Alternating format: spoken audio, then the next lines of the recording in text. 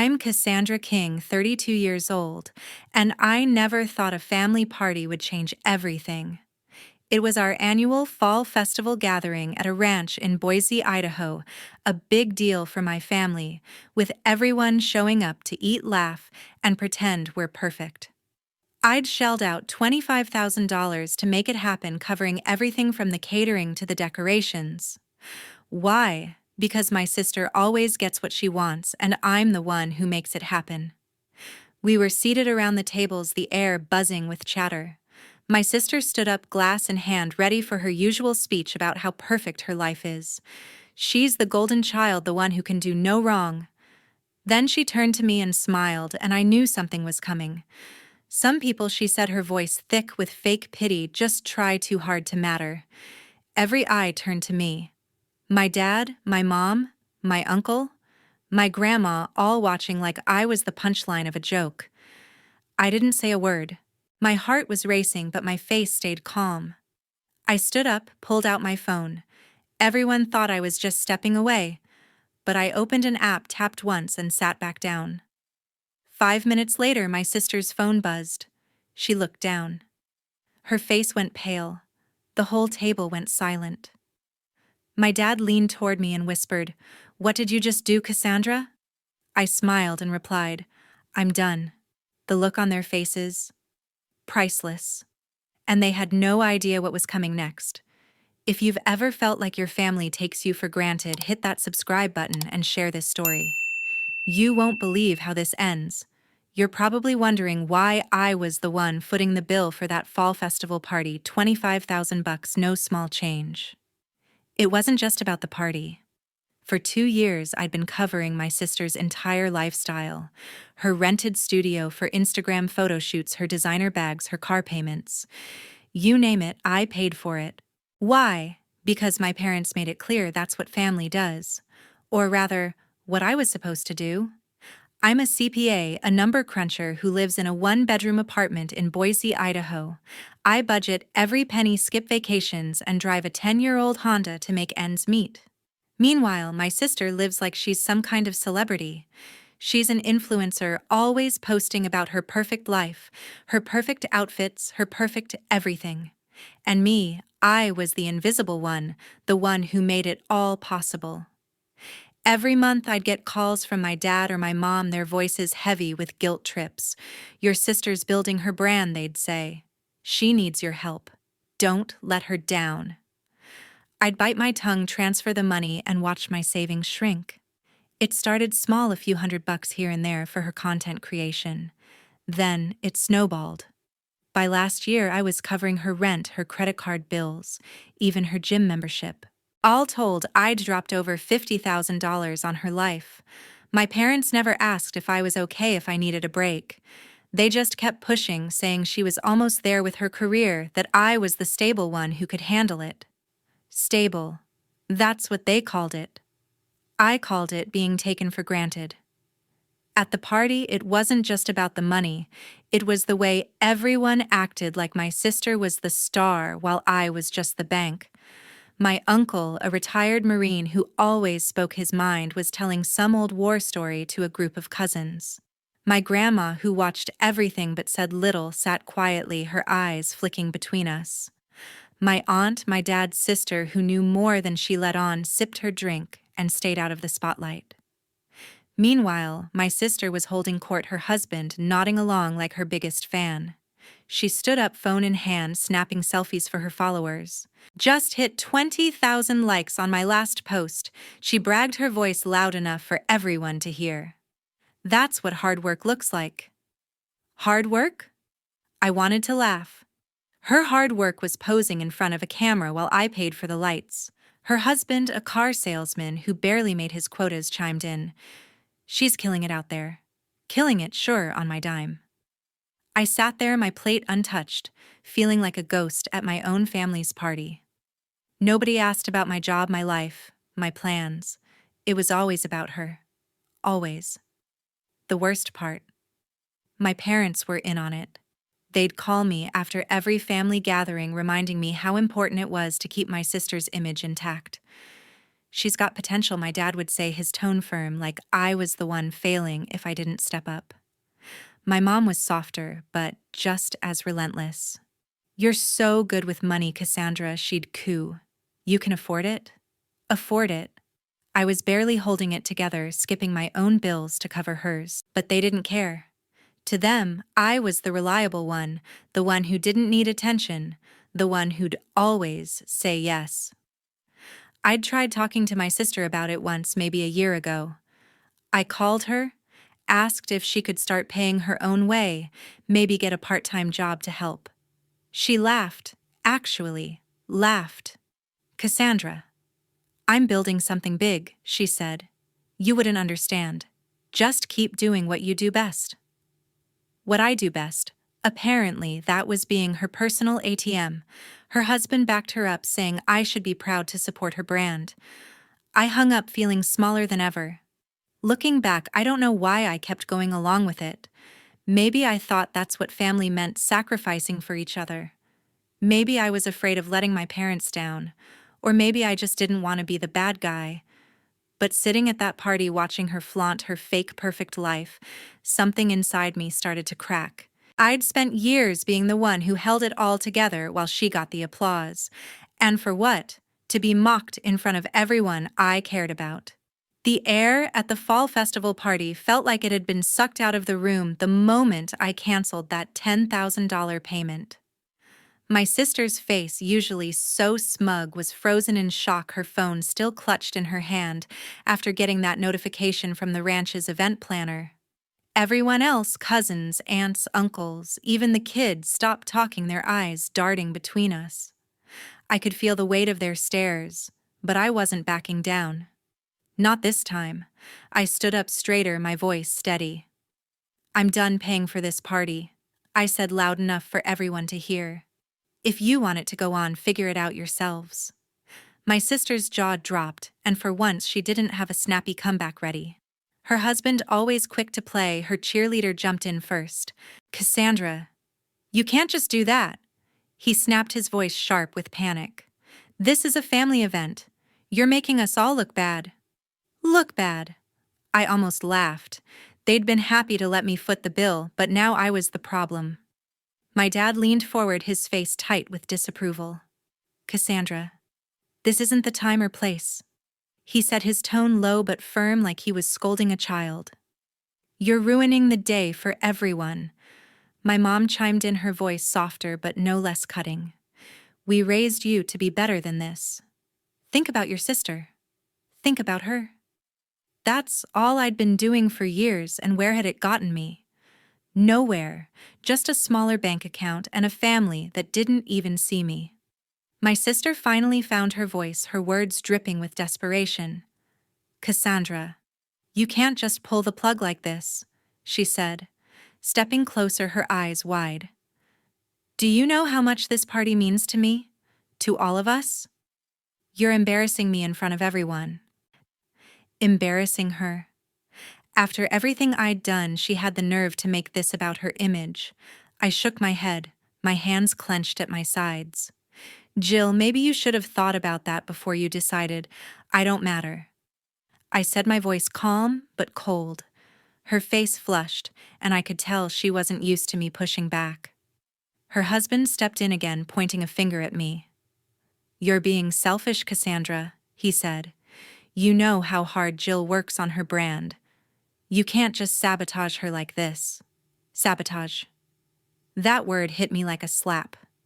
I'd been the one keeping her so-called brand afloat, and now I was the villain. I opened my mouth to respond, but before I could, Uncle Edward's voice cut through the tension like a knife. Enough, he said, standing up, his retired Marine posture commanding the room. Cassandra's right. She's been carrying this family for too long, and all you do is take. Maybe it's time you all figured out how to stand on your own 2 feet. His words hung in the air, heavy and undeniable. A few cousins shifted uncomfortably, avoiding eye contact. My sister glared at him, but she didn't dare argue with Uncle Edward. He wasn't the type to back down. Grandma, who'd been silent the whole time, finally spoke. It's about time someone said it, she said, her voice quiet but sharp, like she'd been waiting for this moment.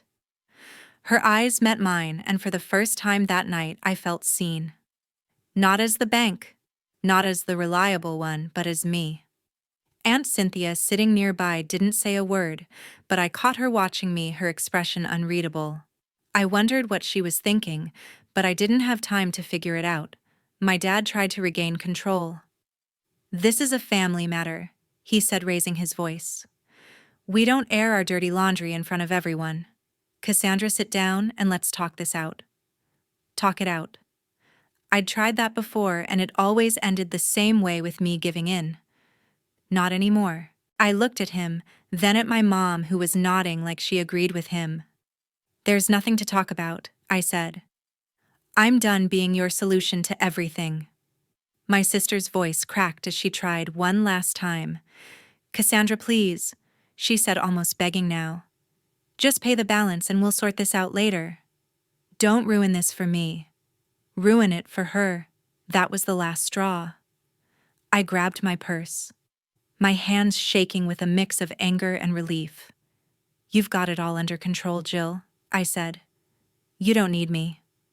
I turned and walked out, past the tables, past the stunned faces, past the life I'd been propping up for years. As I headed to my car, I heard my sister calling after me, her voice fading into the background.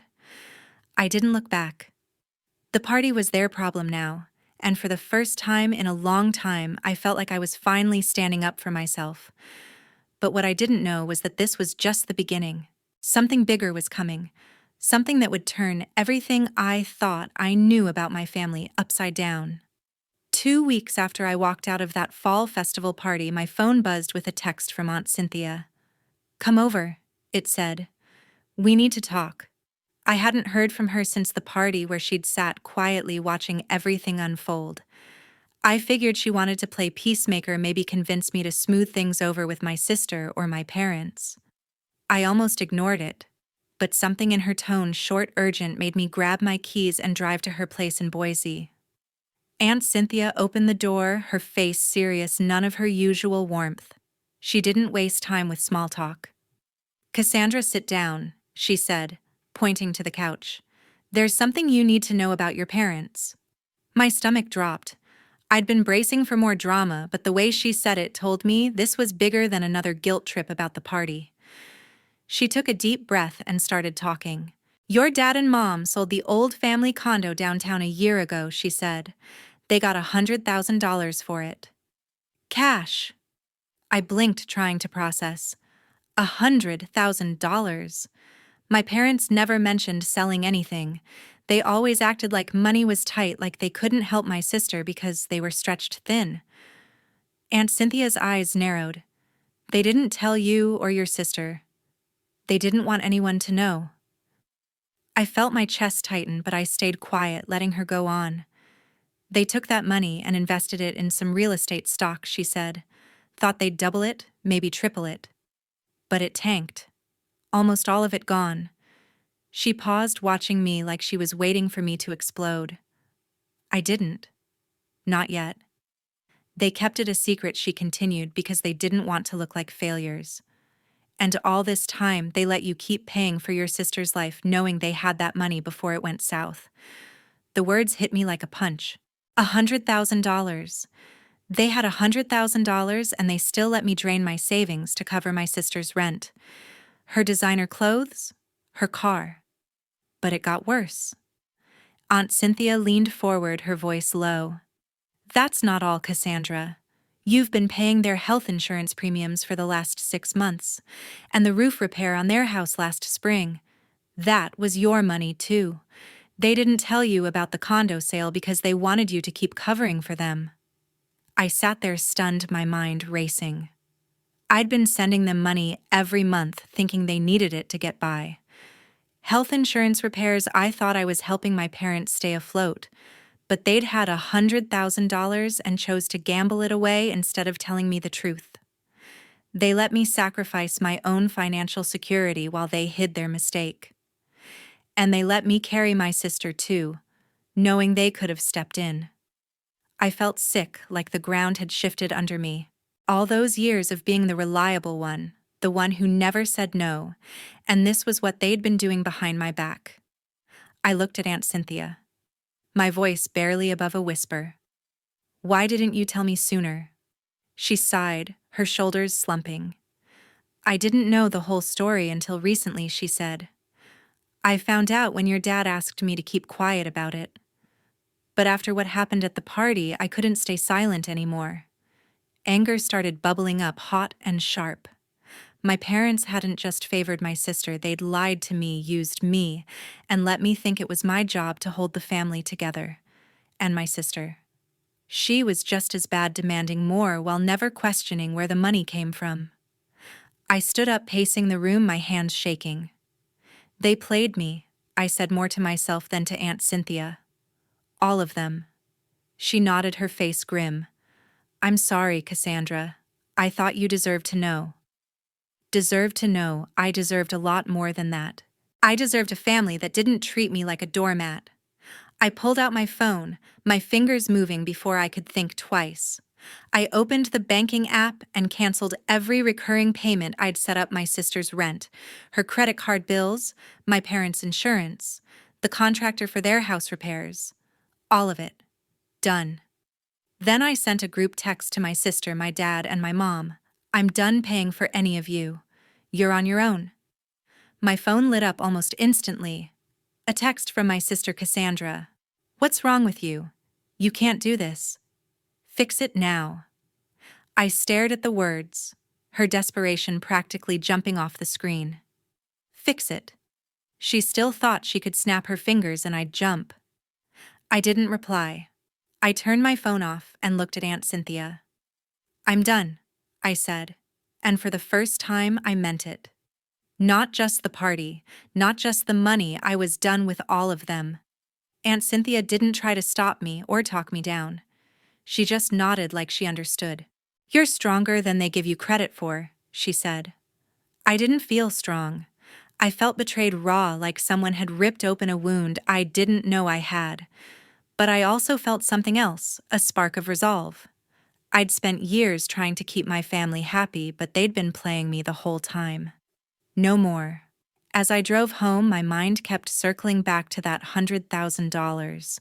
My parents could have helped my sister. They could have eased the burden on me. Instead, they chose to hide it, to let me carry the weight while they chased a bad bet. And my sister, she was complicit, happy to take without asking questions.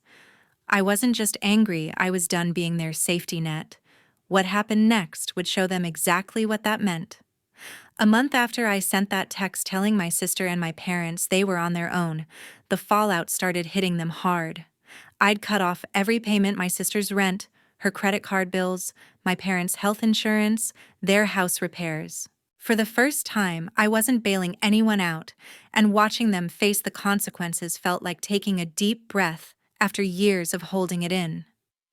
My sister and her husband got slapped with the unpaid $10,000 bill from the ranch for the fall festival party. They thought they could charm their way out of it, but the event planner wasn't playing games. When they couldn't pay, the planner threatened to sue. I heard from a cousin that they started selling off their fancy stuff: her designer handbags, his golf clubs, even the custom furniture in their downtown Boise apartment. By the end of the month, they'd moved out of their sleek, Instagram-worthy place and into a cramped one-bedroom on the outskirts of town. It wasn't the kind of address my sister would ever post about. She didn't take it lying down, though. She landed a job at a coffee shop downtown, steaming milk and ringing up orders for minimum wage. But even that couldn't humble her. She'd show up to work in her last pair of designer sunglasses, acting like she was still living the high life. Her Instagram was a masterclass in denial-filtered photos of her coffee breaks, captioned with nonsense about new beginnings and hustle vibes. She was still chasing likes, still pretending she was somebody, even as her world fell apart. I scrolled through her posts one night, not out of pity but curiosity. It was almost sad, but I couldn't feel sorry for her. She'd made her choices, and now she was living with them. Her husband didn't handle it any better. He was a car salesman who relied on my sister's brand to keep up appearances. Without my money propping them up, his charm started wearing thin. I heard from Uncle Edward that things got rough between them, arguments over money, late nights at the bar, the usual. By the 6-week mark, he'd moved out, crashing with a buddy, while my sister stayed in their new apartment alone. They weren't officially divorced, but everyone could see the cracks. He stopped showing up to family calls, and she stopped mentioning him online. It was the kind of quiet split that nobody talks about but everyone notices. My parents weren't faring much better. Without that $100,000 windfall they'd lost on bad investments, and without me covering their insurance or home repairs, they were scrambling. My dad sold his pickup truck, the one he'd bragged about for years, to cover their bills. My mom started clipping coupons, something she hadn't done since I was a kid. They'd call me sometimes, leaving voicemails I didn't answer. "Cassandra, let's put this behind us," my dad said in one. His voice strained. "The party was a misunderstanding. We're family." My mom's messages were softer, almost pleading. "We didn't mean to upset you, honey. Can we talk?" I didn't reply. I'd heard enough of their excuses over the years, and I wasn't buying it anymore. I wasn't gloating, but I won't lie. It felt good to see them face reality. For years, I'd been the one making sacrifices, stretching my budget to keep them comfortable, while they treated me like an afterthought. Now they were learning what it meant to stand on their own. My sister, who'd never worked a day in her life before, this was pouring coffee for strangers. Her husband was sleeping on a couch. My parents were selling off their pride to pay their bills. It wasn't revenge, it was just consequences. I kept my distance, focusing on my own life for once. I started putting money back into my savings, something I hadn't done in years. I even booked a weekend trip to Seattle just because I could. It wasn't much, but it felt like freedom. Uncle Edward called me one evening, his voice gruff but warm. "You did the right thing, kid," he said. They needed a wake-up call. I smiled, grateful for his support, but I didn't need anyone to tell me I was right. I knew it. My sister wasn't done trying, though. She sent me texts one after another, each one more desperate than the last. "Cassandra, I can't believe you're doing this to me." One read. "I'm working now. Okay? Can you just help with the rent one more time?" Another one came a day later. "You're tearing this family apart. Tearing it apart." That was rich coming from her. I didn't respond. I'd said everything I needed to in that one text. "You're on your own." She wasn't my responsibility anymore. My parents tried a different angle. My dad sent a long message about how they were struggling and how I was turning my back on family. My mom's texts were full of guilt trips, talking about how stressed they were, how they didn't know how to make ends meet. I read them, but I didn't feel the old pull to fix things. They'd made their choices just like my sister had. If they wanted to keep living in denial, that was on them. The more I thought about it, the clearer it became. They'd all been leaning on me for so long, they forgot how to stand up. 3 months after I cut off all financial support, my parents showed up at my apartment in Boise unannounced. I opened the door to find my dad and mom standing there, looking smaller somehow, like the weight of their choices had finally caught up with them. I hadn't spoken to them since the fallout, hadn't answered their texts or calls. I stepped aside to let them in, not because I wanted to, but because I knew this conversation was coming. I just didn't expect it to feel so final. My dad sat on the couch, his hands clasped tightly, avoiding my eyes. My mom perched next to him, her face pinched with worry. "Cassandra?" She started, her voice soft, like she was trying to soothe a child. "We're sorry for how things turned out. We never meant for you to feel hurt." I stood across from them, arms crossed, waiting for the catch. There was always a catch with them. My dad cleared his throat. "We just wanted to keep the peace," he said. "You know how your sister is. She's always needed a little extra help. We thought you understood." Understood. I felt a spark of anger flare in my chest.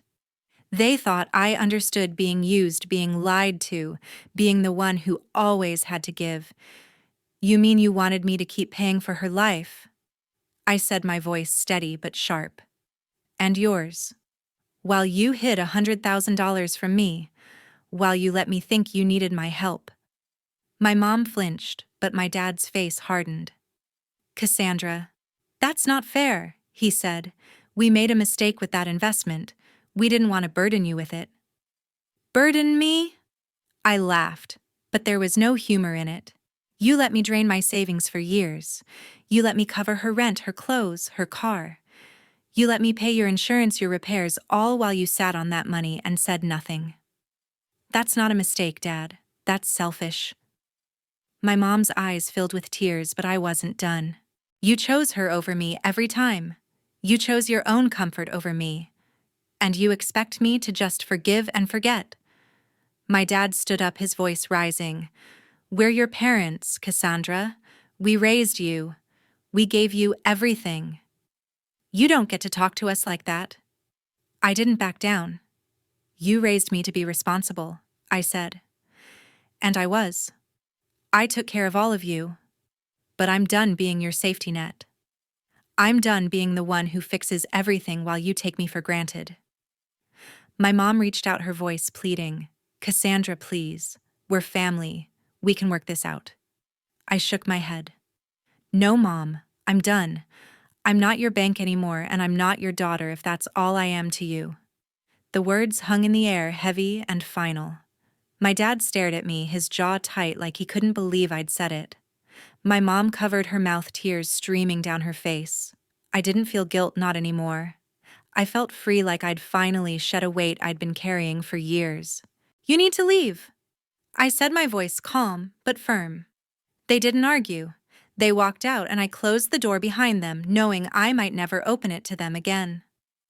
Later that night, my phone buzzed with a text from my sister. I almost deleted it without reading, but curiosity got the better of me. Cassandra, it read, I know I messed up. I shouldn't have taken you for granted. But you don't understand the pressure I'm under. Everyone expects me to be perfect online. I needed your help to keep it together. Can we talk? Even in her apology, she couldn't help but make excuses, blaming her brand and her followers. It was the same old story, everything was always about her. I stared at the message, my fingers hovering over the keyboard. For a moment, I thought about ignoring it, letting her stew in her own mess. But I wanted her to hear it, to know exactly where I stood. I typed back, It's not my job to carry you, Jill. It never was. I hit send and turned off my phone. Her words didn't pull at me anymore. I wasn't her lifeline, her ATM, or her backup plan. I was done. The next morning, I got a call from Uncle Edward. His voice was gruff, but there was a warmth to it I hadn't heard in a while. Cassandra, I heard what happened with your parents, he said. I'm proud of you, kid. You stood your ground. Not many people would have the guts to do that. I smiled, a real smile, the kind I hadn't felt in months. Thanks, Uncle Edward, I said. I just couldn't do it anymore. He chuckled. Good. You're better than they deserve. His words stayed with me, a reminder that not everyone in my family saw me as a means to an end. Grandma had been right at the party, someone needed to say it. Aunt Cynthia had been right to tell me the truth. And Uncle Edward was right to be proud. I'd spent years trying to hold my family together, but now I was choosing myself. It wasn't easy, but it was necessary. And as I hung up the phone, I knew the hardest part was still ahead, figuring out what came next on my own terms. 6 months after I told my parents and my sister we were done, my life felt like it finally belonged to me. I'd spent so long carrying their weight that I'd forgotten what it was like to just be me, a CPA in Boise, Idaho, who didn't owe anyone anything. I threw myself into my work, taking on new clients, and even starting a side project helping small businesses with their taxes. For the first time in years, I was saving money for myself, not for someone else's dreams. I bought a new desk for my apartment, signed up for a cooking class, and started running in the mornings. It wasn't glamorous, but it was mine, and that was enough. My sister was still working at that coffee shop downtown. From what I heard through cousins, she hadn't changed much. She'd show up to her shifts in overpriced outfits she couldn't afford anymore, still trying to play the part of an influencer. Her Instagram posts were fewer now, mostly recycled photos with captions about resilience and authenticity, but I could tell she was clinging to the image she'd built even as it crumbled. She hadn't reached out since that last text, and I hadn't either. I didn't need her approval or her apologies. I was past that. Her husband Daniel was long gone. He'd left Boise a few months back, taking a job at a car dealership in Spokane. Nobody in the family had heard from him since, not even my sister. Their separation wasn't a surprise, but it was still strange to think about her alone in that tiny apartment on the edge of town. I didn't wish her harm, but I wasn't going to fix her life for her. She'd have to figure that out on her own. My parents were struggling too. Without my support, they'd had to tighten their belts. My dad picked up part-time work driving for a delivery service, and my mom started selling homemade crafts online. They didn't call me anymore, and I heard from Aunt Cynthia that they'd stopped showing up to family gatherings. They were too proud to admit they'd messed up, too stubborn to reach out without expecting me to cave. I didn't feel sorry for them. They'd made their choices, and I'd made mine. One evening, as I was going through emails, my phone pinged with a text from Grandma. Cassandra, it read, "You did what no one else could. I'm proud of you." I stared at the words, my throat tightening. Grandma didn't say much, but when she did, it carried weight. Her message felt like a quiet nod, a reminder that I wasn't alone in seeing the truth. I typed back a simple "Thank you, Grandma," and set my phone down, a small smile on my face. Uncle Edward and Aunt Cynthia had stood by me too, checking in now and then, but Grandma's words hit differently. They felt like closure. Looking back, I realized the biggest lesson wasn't about money or family drama.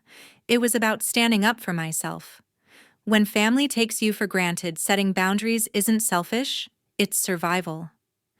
I'd spent years thinking I had to keep everyone happy, that saying no would make me the bad guy. But saying no saved me. It gave me back my life, my choices, my peace. I wasn't angry anymore. I was proud of the woman I'd become, of the strength I didn't know I had. To everyone who's listened to my story, thank you for sticking with me until the end.